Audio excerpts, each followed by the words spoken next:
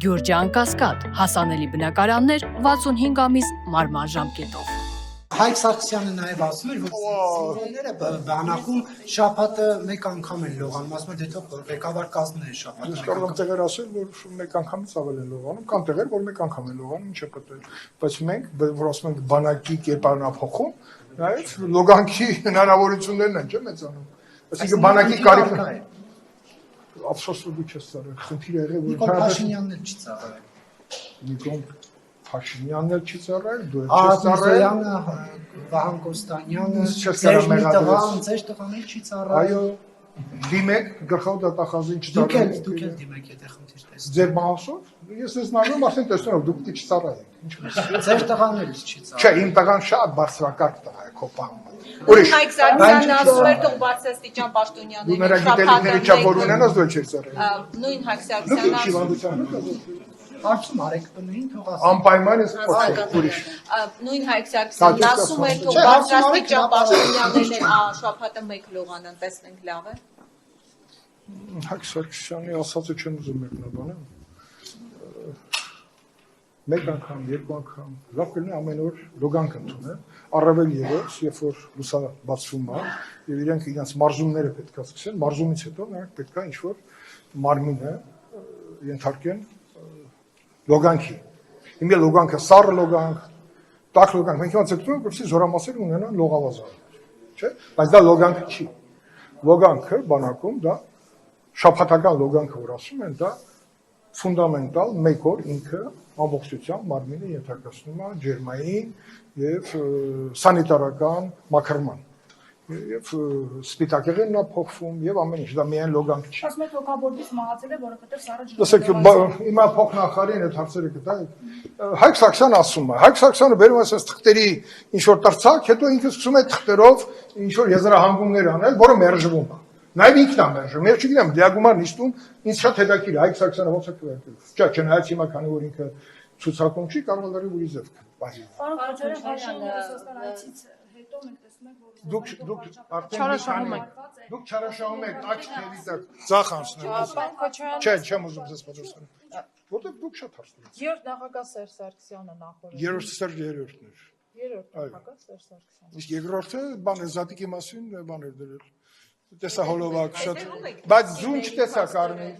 հետևում եք փաստորեն։ Ուլի չտեսա, ձուն չտեսա։ Դեպի ուտելու մենաշնորհը ԿՊ-ին է չեն ուզում։ Թույլ տվեք հարցը շահադրել, պարոն Քոչարյան, երրորդ նախագահ Սերժ Սարգսյանը ՀՀԿ համագումարից հետո լրագրողների հետ ճեպազրույցում անդրադառնալով կառավարող ուժի այն պնդումներին, որ եթե իշխանության դուք չլինեք, ապա պատերազմի վտանգը մեծ է, քանի որ ընդդիմադիր ուժերը գալու են եւ վերաբանակցելու են սեղանին եղած խաղաղության փաստաթուղթ, ասաց, որ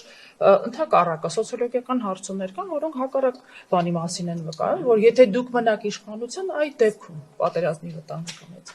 Ինչ եք ուզում ես պատասխանել։ Ձեր գնահատականը Սերժ Սարգսյանի այս պնդմանը բացասական եւ ընդհանրապես դեռ շատ անհիշելի ժամանակվանից եւ երբ իրեն ճանաչել եմ միշտ ունեցել եմ բացասական գնահատական իր քայլերի հաջորդականության վերաբերյալ մինչեւ պաշտպանության նախարար լինելը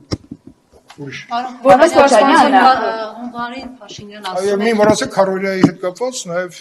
ինձ հաջողվել է Սերժ Սարգսյանին տալ բազմաթիվ հարցեր ստանալ պատասխանել մոտ 5 ժամ ասում են, որ Քարորիա պատերազմում մենք հաղթանակ ենք տալու դե կներես բայց գործող իշխանությունը Սերժ Սարգսյանը կարող էր ասել որ Հայաստանը ինքը հասցրել է այն մակարդակի որ նույնիսկ ատոմային տիրություն է դարձրել, ասելով չի։ Իսկ ով բերեց 2014 թվականի պատերազմը, ձեզ մեղադրում են, ասում են 3 պատերազմ դուք եք բերել, իսկ 16 թվականի պատերազմն ով է բերել ձեր դիտարկում։ Ինքը գնացել է Արցախ եւ ասել է, այնպես չանեք, որ ղարս երկենք, դա ինքն ասել, ես չեմ ասել։ Պարոն Քոչարյան, ծնողները կարծում են, որ պետք է հրապարակվի քիչ հանձնաժողովի։ Ծնողները նայ։ Մենք ունենք 3970 զոհված, չնայած նույն Սերժ Սարգսյանը եւ Զատիկի տեսահոլովակ դրած Ռոբերտ Քոչարյանը տալիս է 5000 1000-ով ավելացնել են քիչավել։ Այդ 1000-ը ձեր հորտնից եք բերել երեխեք։ Փաշինյանը պլյուս մինուսներով էր հաշվում։ Չէ, Կարինա, ես հիմա լուրջ եք խոսում կամ ուզեք ես մտնեմ այդ դաշտ։ Չէ, լսում։ Դամը դուք եք մտեք այդ դա, որ Ես ոչ թե լավ եք անում, հիշեցրու։ Սա հարցը հետևյալն է։ Հիմա ծնողները, Զով են տղաները։ ծնողների այն խումբը, որ հիմա պարբերաբար հիշում է եւ հիշում եք մեծ լսումներ արեցինք երկու էտապով ազգային ժողովում։ Այդ հիմնախնդիրների, որոնք իրենք բարձրացնում են։ Նաեւ անընդհատ ծնողների խումբը, որոնց մեջ նաեւ կան ծնողներ, որոնց երեխաների ԴՆԿ ԴՆԹ հաստատված է եւ այդ երեխաները հիմա վերցված չեն դիահերձարաններից, էդ էլ կա։ Ամեն ինչ կա։ Նաեւ քննչական կոմիտեն, որը քննություններ իրականացրել եւ բավականին լավ հաջողություն ունեին եւ դա պետքա հիմք հանդիսանար որոնողական աշխատանքները կոնկրետ կետում, որտեղ քննությունը ըստ էության կարողացել էր